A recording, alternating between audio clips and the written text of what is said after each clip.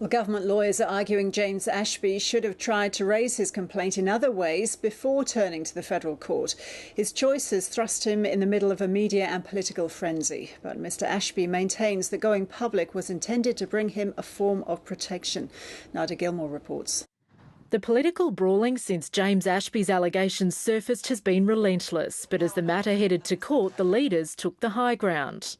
Politicians shouldn't be running a commentary on Mr Ashby. Simple as that. The matter involving Mr Ashby is directly before the federal court today, so I'm not going to be speaking about it at all.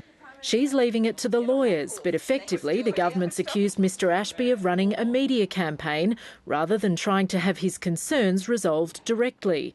James Ashby's hit back. In a statement released last night, he says the reason he didn't first notify Peter Slipper and the government of his claims was because he feared reprisal, not only by Mr Slipper, but by the federal government as his ultimate employer, and that taking the matter into the public domain gave him the best form of protection.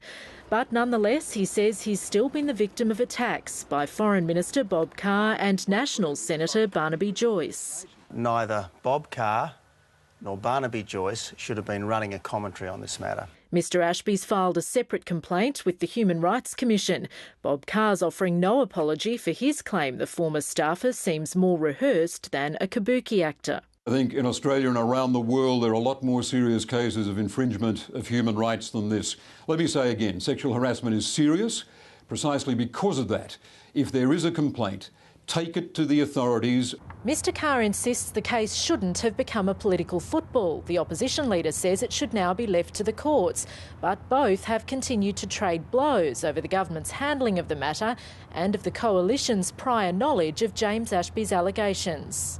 And Tony Abbott's not taking his own advice on commentary when it comes to the Craig Thomson case. The Thomson story, I think in the words of Paul House, is too crazy to be true. And ready to play out in Parliament on Monday. Nadia Gilmore, ABC News, Canberra.